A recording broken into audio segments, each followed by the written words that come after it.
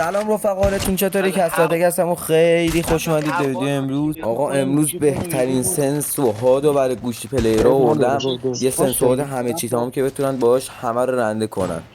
این گیم پلی که الان دارید ببینید رفقا گیم پلی آیپد اجالتا بررسی سنس و هادو داخل مپ تیم مود براتون گذاشتم و خودم یه دو سه مچم پلی دادم. هایلایتمون هم حتما براتون میذارم و اینکه در ادامه هم کد هاد و کد سنس رو بهتون میدم. رفقا فقط اینم بهتون بگم که هادو من نسبت به انگشت خودم چیدم. شما اگر دیدید اذیت میشید مثلا میتونید به دکمه تی و ایمش رو عوض کنید. ولی به نظرم اینجوری بهتره، چون وقتی دکمه تی هاد سمت چپ باشه هاد کامل تریه و موقع چرخش صفحه به مشکل نمیخورید. و سنس هم بخوام بهتون بگم، سنس پایینیه. حتما مثل خودم بچینید، پلی بدید، مخصوصا سنس ایمش خیلی پایینه. شما برای اینکه دقتی رو بالاتری داشته باشید، حالا اگر دیدید خیلی مشکل داره بالا پایینش کنید و اینکه سنس دفاعتون رو به دست بیارید. داخل ویدیو قبلم بهتون گفتم چجوری سنستون رو به دست بیارید. این سنس رو بردارید، سنس تکمیلی ها، ولی اگر دید واقعا مشکل دارید بر اساس اون ویدیو برید برای خودتون اوکی ترش کنید تا این سنس واقعا بی‌نقص داشته باشید و بزنید همه رو باهاش نابود کنید. کد هاد و سنس هم در ادامه بهتون میدم و این که دیگه بچه‌ها قبلش هم فقط اینو بگم قبل اینکه بریم گیم پلی رو گوشو و بخوام مپ تمرینی رو ببینیم که بهتون توضیح دادم چجوری استفاده کنید. خیلی ممنون میشم چون چنلمون تازه ساخته. یه حمایتی بکنید، لایک کنید، کامنت بذارید، صحبت کنید. دمتون گرم و از زنگوله کانال فالو کنید تا جزء اولین نفرایی باشید که از ویدیوهاشون مطلع میشید. خب دیگه بریم سراغ ادامه.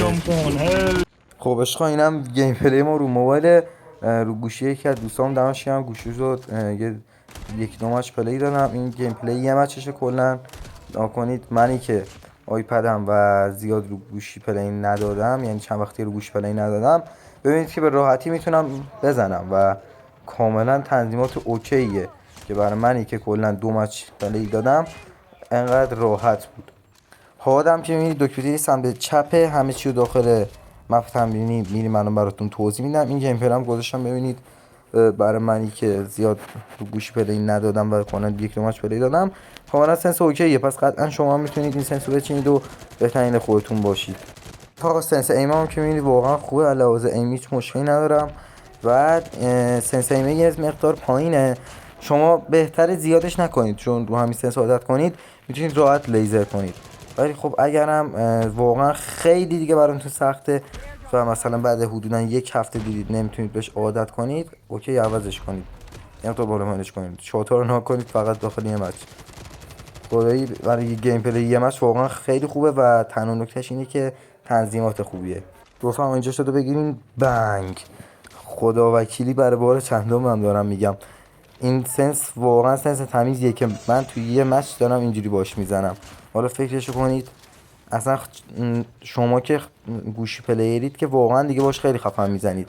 من که گوشی پلیرم نیستم یه مقدار این سنس بازی کنم ببین همه رو باش دیگه میشه رنده کرد. سنس استایل هم که میبینید واقعا سنس استایل تمیزیه و حتما شما روی این سنس میتونید بهترین خودتون باشید. دیگه رفقا بریم داخل مپ تمرینی بهتون دکمه هادو توضیح بدم، یه ذره با سنس پلی بدیم و ببینید سنس چجوریه. آره خلاص میبینید رو هوا هم حتی میشه اسنیپ کرد. خب دیگه بریم داخل مپ تیممون. خب اومدیم داخل مپ تمرینی. اینم دکمه هادمونه، 5 انگشته میشه باش بازی کرد، هم 4 انگشته. خب و بهتون میگم هر انگشت چه کارایی داره. انگشت شست دست راست برای چرخوندن صفحه، استفاده از نید و آرمور و ریلود کردنه. انگشت شست دست چپ برای راه رفتن و دراپ شات زدنه که برای این استفاده میشه. دراپ شات هم همزمان میتونید بزنید. دکمه جامپ و تیرم مخالفم گوشم بتونید جامپ شات باش بزنید.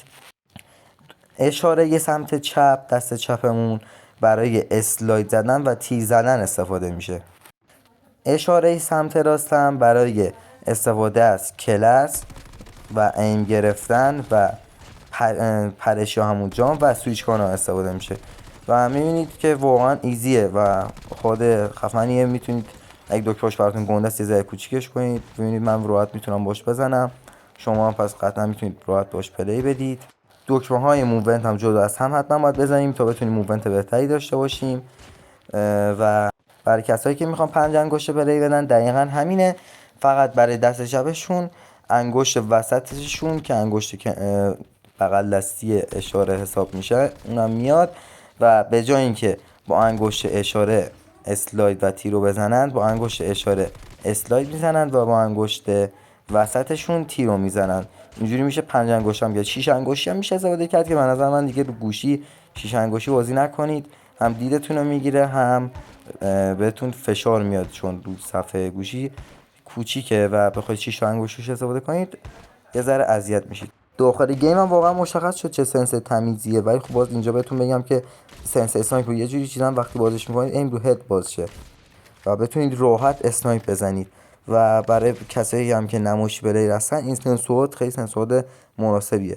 بخواید لگدگیری هم بدونید که فنک واقعا گان پر لگد ببینید من از چالنج میتونم بزنم و سفر باش کنترل کنم، چون سنس ورتیکال یا اون بالا پایین کردن سفر رو یه مقدار زیادش کردم که هم بشه شاتای نمایشی بیشتر زد، هم شما بتونید راحت تر لگدگاناتون رو بگیرید. خب دیگه بریم سراغ سنسور و اینکه کدشون رو بهتون بدم. خب بچه‌ها این سنس اسپید 167 این لینک سنسیتیویتی هم که پایین اسپید دیدید حتما اونو آنش کنید که سنس روونتری بهتون میده. کدم تا چند ثانیه روی صفحه میاد میتونید کدم بزنید و استفاده کنید. فقط سعی کنید روی ویدیو بچینید. حالا سنس ژیروسکوپو که اصلا مهم نیست چون روی کد شاید اشتباه بهتون بده بعضی از سنسا رو. این هم کد ها که میتونید اسکرین شات ازش بگیرید و بشینید و لذت ببرید. باز گفتم اگر هم یه مقدار مشکلی داشتید میتونید جابجا کنید. اینم از تنظیمات کامل که بهتون دادم. ممنون که این ویدیو رو تماشا کردید و تا ویدیو بعد